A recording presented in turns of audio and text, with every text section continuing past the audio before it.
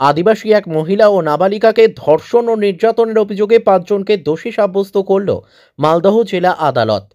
মালদহের অতিরিক্ত দায়রা আদালত দ্বিতীয় 5 জনকে 20 বছরের কারাদণ্ড ও 20,000 টাকা আর্থিক জরিমানা করেছে। অনাদায়ে আরও 6 মাসের কারাদণ্ড।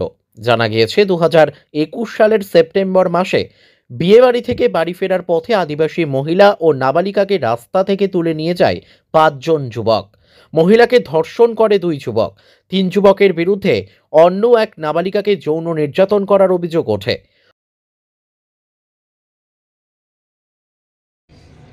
ঘটনাটা ঘটেছিল প্রথমে বিয়ে বাড়িতে গিয়েছিল এরা 5 জন। এরা তো আসামি বলে দোষী করেছে। আমি বলি এরা দোষী নয়।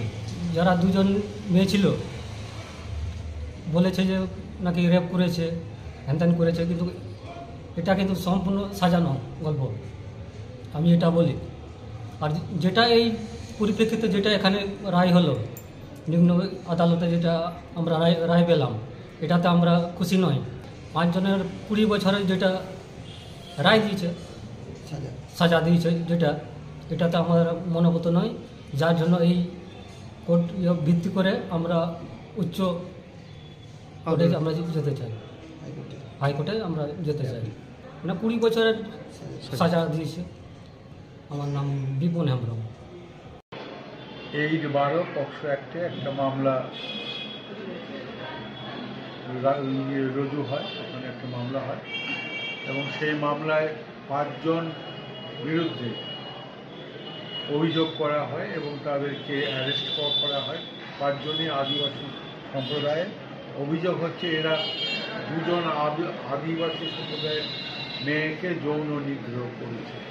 এই অভিযোগে আদালতে এদের বিরুদ্ধে মামলা দায়ের হয় এবং ট্রায়াল শুরু হয়। 22 জনের সাক্ষী নেওয়া হয়। সাক্ষী নেওয়ার পর মহামান্য আদালত এদেরকে দোষী সাব্যস্ত করে আজকে এদের সাজা ঘোষণা করা হলো। 5 জনকে 376D ধারায় দোষী সাব্যস্ত করে 5 জনকেই 20 বছরের জেল, 20,000 টাকা ক্ষতিপূরণ এবং অনাদায়ে 6 মাস জেল, এই সাজা ঘোষণা করা হয়। এটা হচ্ছে স্পেশাল কোর্ট পক্সো অ্যাডিশনাল